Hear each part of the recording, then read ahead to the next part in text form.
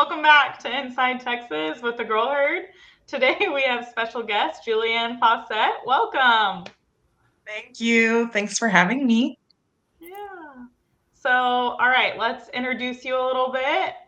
Talk about your time at UT before and now. Yeah, so I played volleyball at Texas from 2007 to 2010. I graduated in 2011. And then I went on and played professionally overseas for 7 years. I played for the national team off and on during that time as well. And I stepped away from the game to have children and came back out of retirement after my first child, played in Italy, and then decided that that wasn't really what I wanted to do. It's just too hard playing overseas and trying to have a family. And so I had twins and, thought, of course I was done playing, just kind of living family life, coaching, dabbling in some different things. And then this league called League One Volleyball started here in America, the first of its kind. And, there had been some other American leagues, but this one was just kind of caught my eye. They also were planning to have an Austin team, and I was already living here in Austin. And so there were some conversations between some, top people within the league, and we sort of come up with a plan for my return to play after retiring, being retired for 3 years, having three children, being 35 years old. It's kind of unheard of to kind of come back into the sport at an elite level, after all of that. But it was really cool because, the league believed in me and gave me the opportunity. And so this past year was the inaugural season of the league, and they had an Austin team along with five other cities here in America with teams, and really high level, lots of Olympians, lots of former Texas volleyball players on the Austin team, which has been really cool. Of course, I'm the oldest, but it was an amazing experience, and I was lucky enough to hit the court, and we ended up winning the championship. So it was a very amazing experience for me, just with that story and that backstory, coming back out of retirement to play. And so I'm signed to play again this coming season, and looking forward to, continuing this journey as a mom of three and playing professional volleyball. That's amazing. I mean, you gave us so much to talk about right there. So I feel like we're going to kind of go all over the place. But how does it feel for you? You mentioned you are the oldest on that team. You are a mom. And right now, as it is with female sports and women's sports, just having this boom, like, what does that feel like to kind of lace your sneakers back up and get back on the court? What has that process been like? Yeah, so it was a long process, and I'm thankful for that. My first time I came back into the sport after having my first child, I rushed it, and it didn't feel right body wise. I wasn't ready. I was only 6 months postpartum by the time I stepped on the court and was trying to play at the super high level. Um, there wasn't a ton of support where I was. So that was kind of why I shied away from even thinking about continuing playing. But this time around, I had the experience. I had already been a mom that came, back into playing shape and playing at a high level. So the confidence of that really helped. Also, I spent a year on focusing on repair after pregnancy and birth, and making sure that I truly was ready to, jump, swing, do all of the physical activity that's required of you as a pro athlete. And I'm really proud of that time and process that I put into it, because it was very thoughtful and mindful, and just like focused, centered on me and my children, and having them be a part of that process as well. And that was kind of like the a deal breaker if they couldn't be a part of it. And so the league has just been so amazing in, welcoming my children, allowing them on the court after the games. Lots of cool stories around other moms in the league, and it's just been really exciting, because the one thing that it's given me is some extra purpose outside of just being a mom. There's this, stigma against women, after babies, they're never the same. And it's true. We're different. Lots of things have changed about my body and the way that I play as I get older, but it just shows young athletes that it's possible to have a family, to, give birth to a child and then come back to playing if you do it the right way, if you have the right support system. And so I think it's been really cool, with this awesome support for women's sports right now, to have this story that I have also going alongside of that, and just add to the fuel that, to the fuel to the fire of just like empowerment in women's sports and how all of these different things are possible. And I just love that I'm not only showing my kids that, but I'm showing my teammates that. It's been very, very cool. Yeah, I was gonna joke when you were talking about earlier, like how, when you were in college, and I was gonna be like, yeah, we were there together. Oh no, you're aging us. And then it's like, but that's what's beautiful about this, right? Like here you are, this amount of years later, coming back, not only that, having had children and all the changes that come with that in your body. And I mean, it's amazing what you're doing. I love watching you and all the stories that are happening. Of course, loved watching you in college and now today. Also, you were a part of UT too, right? So you were in player development, right? Yeah. Mm-hmm. Yeah. So this past year in the fall, I was asked to come on staff, just as a part-time consultant, basically, and just being sort of like the mentor to the girls on the team and a liaison, if you will, between the coaching staff and the players, and kind of having the experience of being a player at Texas, high, elite program, the pressure, the stakes, still being a player myself, and having that experience while coaching, while giving feedback, while sitting down and having these meetings with the girls and helping them organize their schedule, helping them set goals, and just being a mentor or an older sister to them. And it was honestly the coolest role. So I'm super excited that I was able to do that and be a part of the program in that way. It was definitely eye-opening and just a reminder of just how special Texas is and how special that volleyball program is. Luckily, Jarrett Elliott is still the head coach, and he was my head coach when I played. And so that connection and the family feel that it gives is so important to me. And I truly bleed burnt orange. It's so cliche, but I'm like, I would give anything to be a part of it. And so to be a part of it on that level with that brilliant of a coaching staff, and to learn under Jarrett and his staff, and to also, still give back to the program that's given me everything. I credit all of my success to going to Texas, and it's just been a full circle moment, is what I tell people. I love that you are getting that experience. So I for a short time I worked at LSU and did life skills with all the athletes, and it just gives you so much joy and love to kind of pour back into these athletes' lives, that you know what experience that they're going through, and that you can only be there to help them. Can you talk a little bit about how the program has transitioned, right? We still have the same head coach in place, but there have been changes to the landscape of college sports and all these other things. So what is your view on that? Yeah, it's been a really interesting experience. I think I was focused a lot on NIL and helping, that part of the program, which is a major thing now. And it wasn't when I was in college, that we didn't have that. And so it was a huge learning curve to kind of understand the ins and outs, the rule changes and everything that's going on, what's allowed, what's not. But also a real privilege to look and see how it can affect the athletes, and how, it can enhance their experience in a really great way.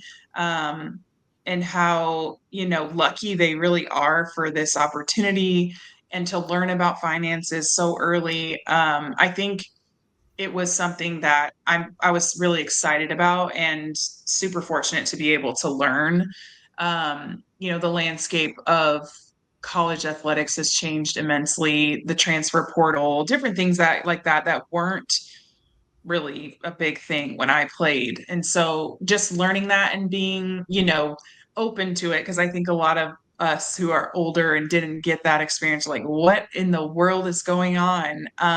But it's also really cool to see like how these kids can build a brand and how they can build wealth so early if they do it right. And I think they deserve it. It's an amazing way to, it is an amazing way to enhance their platform, and with social media being a big part of that, it's so different. But I pride myself on still being able to understand the nuances and everything that is brand new to college athletics, because it helps me stay involved, it helps me stay in the know.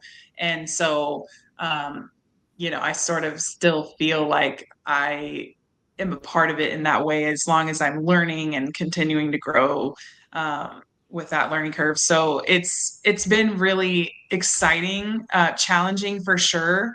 The staff is different from when I played, but in a lot of ways it's the same. Donnie Mabe's still there as a strength coach, and Deanne as our athletic trainer. And, those are all people that were part of my college career. So in some ways, it's very similar and feels very homey and the same. But in other ways, it's new and it's different and it's good. It's good stuff is happening, and it's grown the sport immensely. I would say that that's the one thing that I noticed, is that volleyball wasn't as big as it is now when I played in college, and it's so cool. This is what I dreamed about seeing, and also to be able to still be a part of it as a player, as a coach, is really amazing, because I know that there's a lot of people generations before me that didn't get to see that and witness that. And so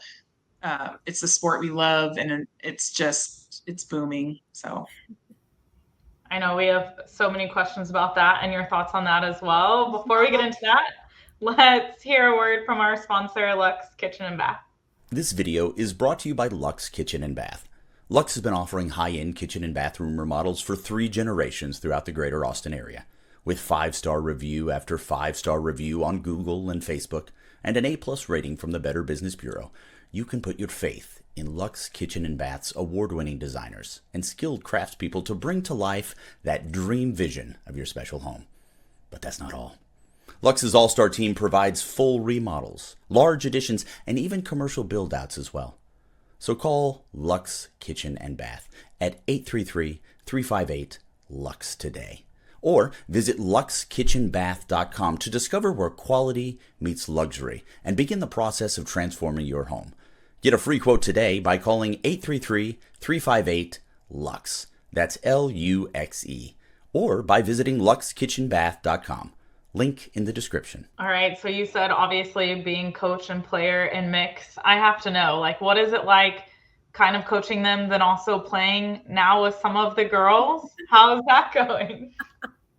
That is the question I get a lot. And I think I will say, I take pride in how, I think it takes a special person to be able to do that. And like, kind of, I don't know, it's interesting. The dynamic is very interesting. So, I was at Texas coaching when Madison Skinner was playing, and, mentoring her in a way that was amazing. She's an awesome player, awesome person.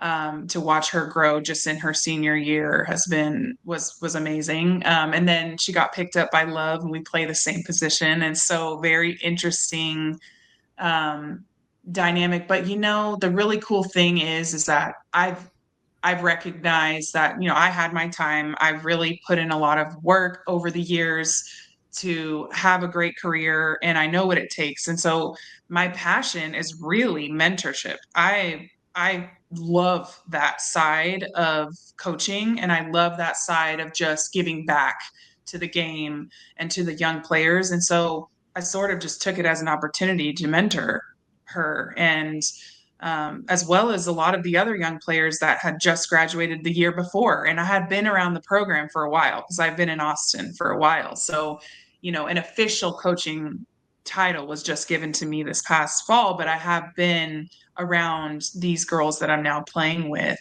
And so just offering any advice, offering, the knowledge that I have of what it takes, because I've been, at the highest levels, and the generations are very different. We are brought up way differently, and there's certain things and behaviors that aren't the same. And so just offering some insight to how maybe they could enhance their game and focus more mentally, and how they can, take breaks from social media. I think those are types of things that we didn't really have to worry about early on in my career, at least. And, where it's at now, it's crazy. And so I really pride myself on that relationship that I have with the young girls. I'm like mom to them, and I am a mom. And so they looked at me with that type of respect. I think they respected me because they know the player I was at Texas. I was inducted into the Hall of Honor, and, Jarrett does a really good job of bringing in alumni and speaking with the team. So I've spoken to the teams over the years. And so they already knew kind of who I was. There's this respect that we have for each other. And that's, I think, the most important thing too, as an older player, is respecting them and respecting their game, and realizing like they're amazing studs and they're doing things that I wasn't doing at that age. And it's really cool to see that.